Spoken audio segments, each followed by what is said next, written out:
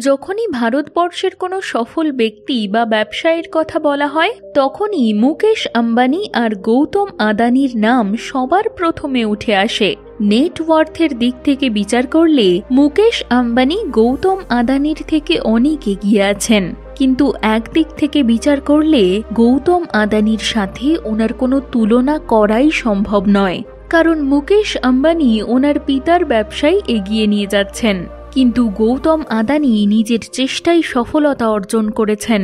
একটা সময় এমন ছিল যে আর্থিক সংকটের জন্য ওনাকে নিজের পড়াশোনা ছেড়ে দিতে হয়েছিল, কিন্তু বর্তমান সময়ে এয়ারপোর্ট থেকে শুরু করে বন্দর এবং কয়লা থেকে শুরু করে ভোজনীয় তেল সব দিকেই তিনি অর্থ উপার্জন করছেন। গৌতম আদানি একজন ভারতীয় শিল্পপতি, তিনি আদানি গোষ্ঠীর চেয়ারম্যান ও প্রতিষ্ঠাতা। আজকের এই ভিডিওতে আমরা গৌতম আদানিকে নিয়েই আলোচনা করব। গুজরাটের আহমেদাবাদের একটি জৈন পরিবারে 1962 সালের 24শে জুন গৌতম আদানির জন্ম হয়। ওনার পিতা শান্তিলাল আদানি ছোটখাটো কাজ করতেন, তাই সময়ের সাথে সাথে পরিবারের আর্থিক অবস্থাও শোচনীয় হতে থাকে। আর্থিক সংকটের কারণে পড়াশোনা ছেড়ে দিয়ে গৌতম আদানি ছোটখাটো কাজ করা শুরু করেন। 1978 সালে মহেন্দ্র ব্রাদার্সের হয়ে হীরা নির্বাচক হিসেবে কাজ করার জন্য তিনি মুম্বাই শহরে যান। 3 বছর ধরে সেখানেই কাজ করার পর তিনি জীবনে কি করতে চান তা বুঝতে পারেন, তাই তিনি নিজের চাকরি ছেড়ে দেন এবং মুম্বাইয়ের জাভেরি বাজারে নিজস্ব হীরা দালালির কাজ শুরু করেন। কঠোর পরিশ্রম করে এই কাজে তিনি সফলতা অর্জন করেন। এরপর 1981 সালে ওনার ভাগ্য পরিবর্তিত হয়, যখন ওনার ভাই ওনাকে আহমেদাবাদে ডেকে পাঠান। আসলে ওনার বড় ভাই মনসুখ ভাই আদানি প্লাস্টিক ইউনিট ক্রয় করেছিলেন এবং তিনি চাইছিলেন যাতে গৌতম আদানি সেটা পরিচালনা করে। সেই কোম্পানিতে প্রতি মাসে 20 টন পলিভিনাইট ক্লোরাইড লাগত, কিন্তু তা ভারতবর্ষে পর্যাপ্ত ছিল না, তাই বাইরের দেশ থেকে কাঁচামাল আমদানি করতে হতো।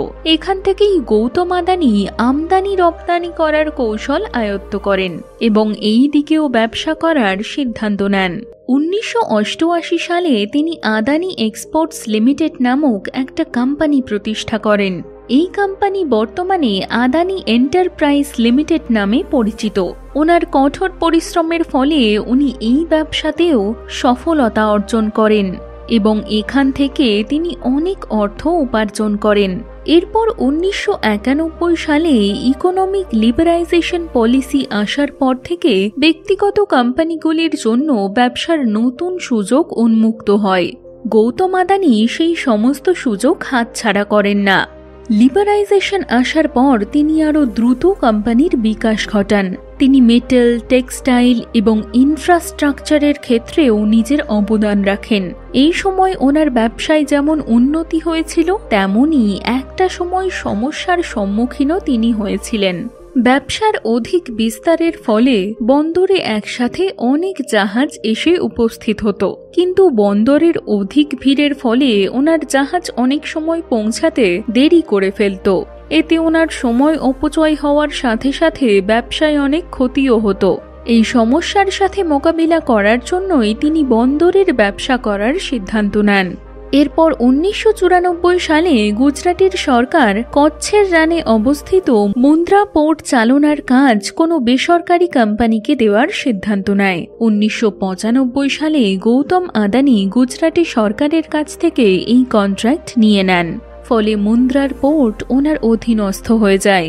মনে করা হয় আজ গৌতম আদানি সফলতার যে পর্যায়ে পৌঁছেছেন তা এই কন্ট্রাক্টের জন্যই সম্ভব হয়েছে।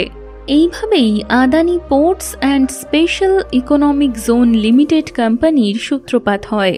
আজকের দিনে এই কোম্পানি ভারতের সবথেকে বড় প্রাইভেট মাল্টি পোর্ট অপারেটর এবং মুন্দ্রা পোর্ট ভারতের সবথেকে বড় প্রাইভেট বন্দরগাঁও।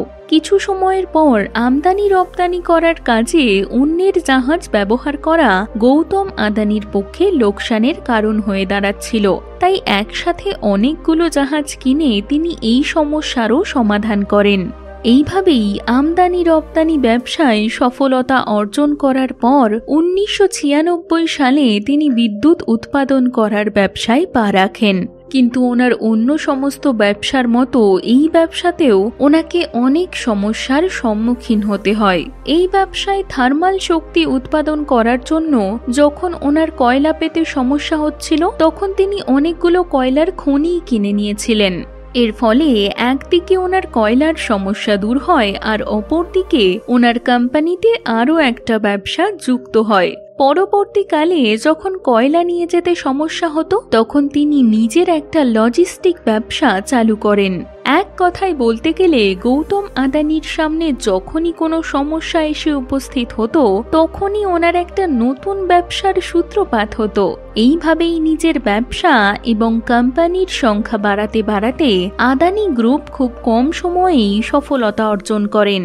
আজকের কথা বলতে গেলে গৌতম আদানির অনেকগুলো কোম্পানির মধ্যে 6টা এমন কোম্পানি আছে যা স্টক এক্সচেঞ্জেও লিস্টেড আছে।